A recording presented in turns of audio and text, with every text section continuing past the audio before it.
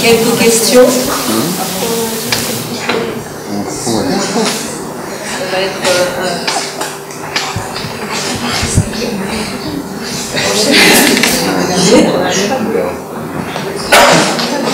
Merci. Bonjour, je suis médecin en passe et puis aussi comité de soins palliatifs.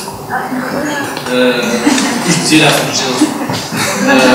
la réflexion que je me pose, on a vu tout à l'heure avec les interventions plutôt avec ces philo, la complexité des repères éthiques pour faire le tri, avec des repères qui sont tous valables et séparément, et du coup il faut les prioriser d'une manière ou d'une autre.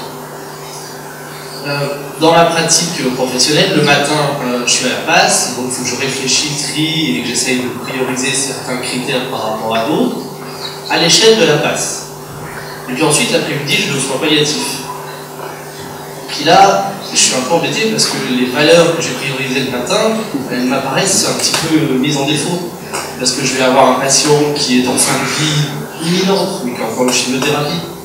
Parce que je vais avoir une patiente qui ne peut plus rester dans le service, il n'y a plus de critères, mais qui a des domicile adapté, donc on va garder un mois et demi à 1500 € la nuit en attendant la place en EHPAD. Et du coup, en fin de journée, quand je fais la synthèse, je suis un peu ennuyé. Du coup, je me dis, est-ce que la question du tri doit rester au cœur de la passe, puisque c'est quand même le service qui a probablement un des plus petits budgets de l'hôpital, et avec probablement les patients les plus vulnérables. Ou est-ce qu'il faut ouvrir la focale, réfléchir le tri à l'échelle de l'établissement, et à ce moment-là, ça va pas mal nous simplifier la tâche, à mon avis, dans les passes.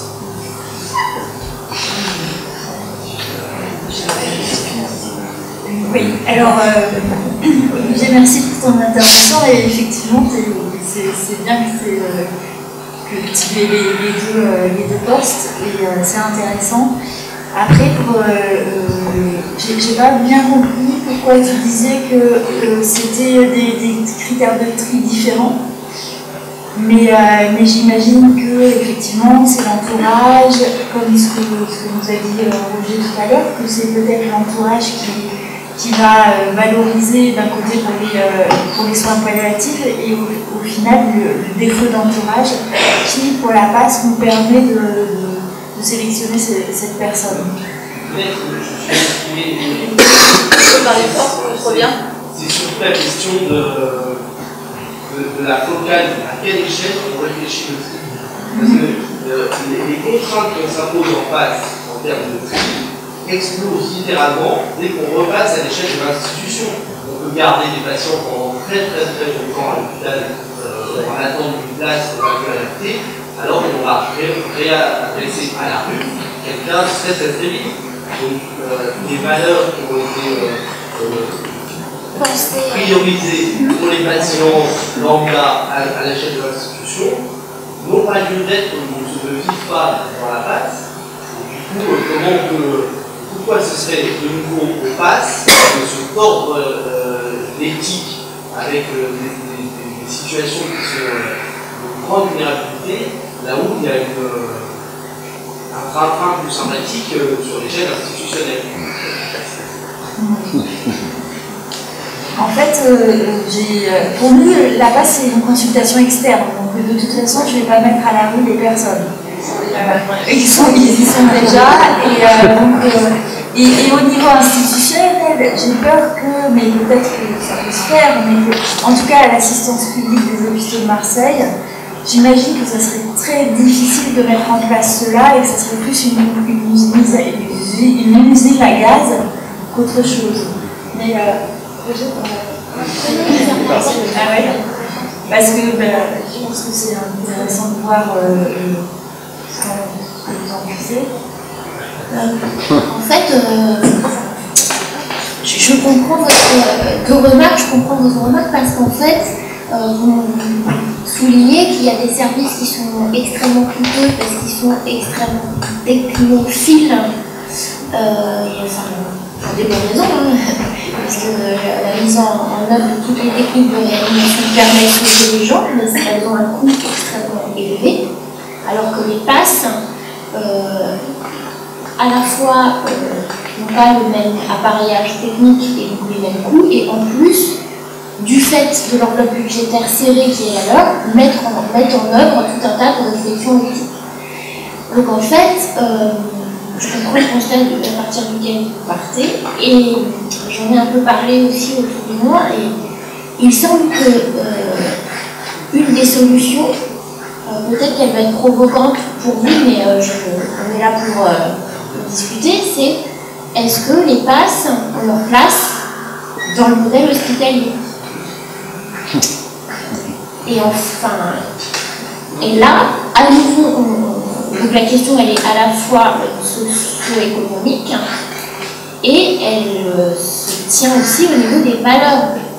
C'est-à-dire que moi, quand on m'a renvoyé cette question, j'ai dit mais enfin, si on pense l'hôpital selon son étymologie et sa fonction sociale d'hospitalité, il n'est pas concevable, voilà, au plan des institutions de soins qui constituent un des socles de notre société, il n'est pas envisageable que les PASS soient externalisés, coupés de l'hôpital, qui est un des lieux phares de l'hospitalité. Et en même temps, si on se place aussi du point de vue de l'efficacité, et aussi du point de vue du modèle que les PASS promeuvent, c'est-à-dire le juste fond, le juste tout, et une médecine sobre, j'ai beaucoup aimé cette expression dans l'ouvrage dirigé par Claire, peut-être qu'une solution, mais je suis philosophe et je n'ai pas tous les éléments, mais de l'extérieur je me dis, est-ce que vous n'auriez pas gagné, puis là je le dis un peu grossièrement parce qu'on est en fin de journée, mais comment est-ce qu'il faut à tout prix,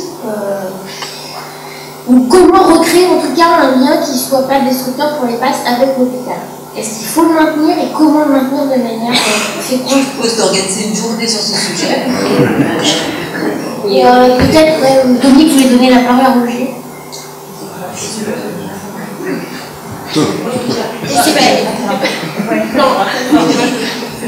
J'avais une remarque plus en termes peut-être d'effet d'échelle et de niveau de décision. Je pense que ce que je disais sur l'importance, par exemple, de partir des pratiques pour questionner les principes, il y a aussi des effets d'échelle qui ensuite sont contre-performants. Je vois que ce n'est pas tout à fait la même question que de savoir si on doit appliquer les mêmes choses à chaque service, les mêmes critères, mais il faut se méfier aussi d'une remontée trop importante.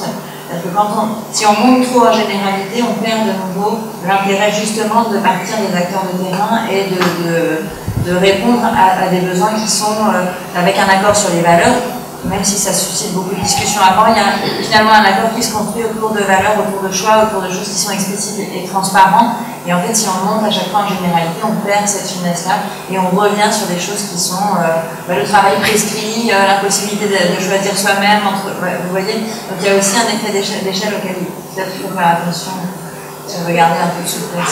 Juste pour répondre à Céline, la course de est-ce que les PASS devraient être à l'extérieur, peut-être que la course est à l'inverse, et je vais asseoir mes propos par des grands noms, au contraire, justement, c'est ce que disait Jessica, il souhaitait que l'esprit des PASS fertilise l'hôpital public. Jessica, et lors d'une conférence de lancement du livre, Laurent Chambaud, qui est le directeur de l'EHESP, c'est-à-dire l'école qui forme les directeurs, il a émis les souhaits d'élargir encore ça, c'est que l'esprit des PASS fertilise l'ensemble du système de santé. Donc Je fais exprès de faire un peu l'avocat du diable. Denis, peut-être une dernière question. Ça va être dur. Ça va être dur. D'abord, je trouve que c'est extrêmement stimulant la façon d'avoir posé les choses comme ça tous les trois. Je trouve que c'est magnifique ce que vous avez fait. Parce que c'est déjà poussé dans le retranchement. Non, mais c'est vrai que c'est bien. C'est intéressant parce qu'en plus, on le fait en partant avec une certaine douleur, mais on n'a pas dérapé dans ces. Voilà, donc je vais faire cette remarque rapidement. Je trouve que la question d'Olivier. La question d'Olivier est passionnante, mais on ouvre sur plusieurs choses, sur le fait que individuellement, il ne pourra pas prendre la décision qui lui paraît pertinente, où on risque d'être dans des choses dont on va parler dans l'après-midi, qui est le rapport de force, et de temps en temps des pots de fer contre pots de fer, on gicle, et ce qui m'amène à la troisième réflexion, c'est par rapport à l'idée de s'extraire. Quelquefois il faut le faire, quelquefois tenir bon dans des contradictions douloureuses, ça vaut la peine. Je finis sur un truc qu'on connaît très très bien dans les PASS, des associations très militantes de défense les plus précaires, justement, comme le COMED, l'ODSE, ont souvent fait ce reproche très clairement aux acteurs des PASS d'être trop compétents, d'être trop côté de direction ou de tête, appliquant des normes injustes. Et effectivement, il fallait vivre cette douleur-là, d'une certaine façon, en disant, ben, ouais, on est au fond, on se barre, soit on fait avec, parce que c'est pas nous qui allons changer complètement, même si nous sommes poil à gratter.